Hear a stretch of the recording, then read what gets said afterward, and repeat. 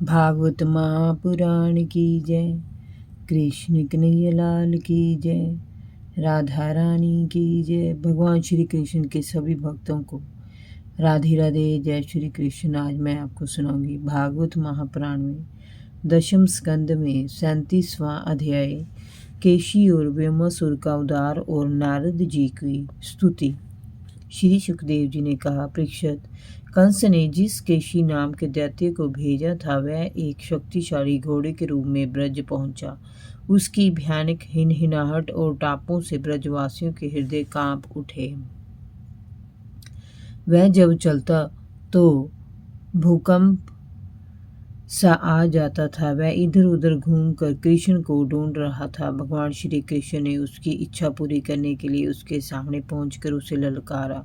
कृष्ण को अपने सामने देखकर वह तीव्र गति से उनकी ओर झपटा, परंतु वह जैसे ही कृष्ण के पास पहुंचा, कृष्ण ने उसे झुकी देकर उसके पिछले दोनों पैरों को पकड़ लिया। उन्होंने एक झटके में उसे उठाया और हवा में चारों ओर घुमाकर अपने से 400 हाथ दूर फेंक दिया। कुछ पलों तो केशी जमीन पर पड़ा हांफता रहा, लेकिन वह फिर उठा और तीव्र गति से कृष्ण की ओर दौड़कर आने लगा। उसका मुंह क्रोध में फटा हुआ था और उसकी आंखों से अंगार बरस रहे थे। जैसे ही वह पास आया, भगवान श्री कृष्ण ने अपना बायां हाथ उसके मुंह में घुसेड़ दिया और उसकी जीभ को पकड़ लिया। जीभ को पकड़ लेने से उसका दम घुटने लगा। वह छटपटाने लगा। भगवान ने झटका देकर उसे धरती पर पटक दिया। नीचे गिरते ही उसके प्राण पखेरु उड़ गए। उसके मरते ही ग्वालवाल और ब्रजवासी हाथों को उठा उठाकर अपनी प्रसन्नता अभिव्यक्त करने लगे। देवगण आकाश से पुष्प वर्षा करने लगे।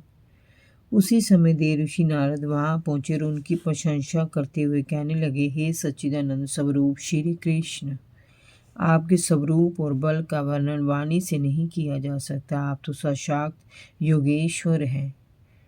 सारे जगत का नियंत्रण आपके हाथों में। आप सभी के हृदय में निवास करते हैं। आप भक्तों के स्वामी हैं। आप पंचकोश गुफा के भीतर आत्मा के रूप में रहते हुए सभी से अपने को छिपाए रखते हैं। फिर भी सभी कर्मों के साक्षी रूप में आपका अनुभव होता है। प्रभु, आप सभी के अधिष्ठान हैं और सभी इससे रहते हैं। आप सृष्टि के कारण हैं और आप ही इसका पालन करते हैं और अपनी इच्छा से इसे नष्ट कर देते हैं। आप सर्वशक्तिमान और सत्य संकल्प हैं। राजाओं के रूप में अधर्म फैलाने वाले राक्षसों का विनाश करने के लिए आपने यदुवंश में अवतार लिया है। आपने खेल खेल में इस घोड़े रूपी दैत्य को मार डाला। ये अत्यंत दुष्ट था। स्वर्ग के देवता भी इससे डरते थे। प्रभु, अभी तो मुझे आपकी बहुत सी लीलाएं देखनी है। आप विशुद्ध विज्ञान धन हैं। आपके स्वरूप में किसी और का अस्तित्व नहीं है।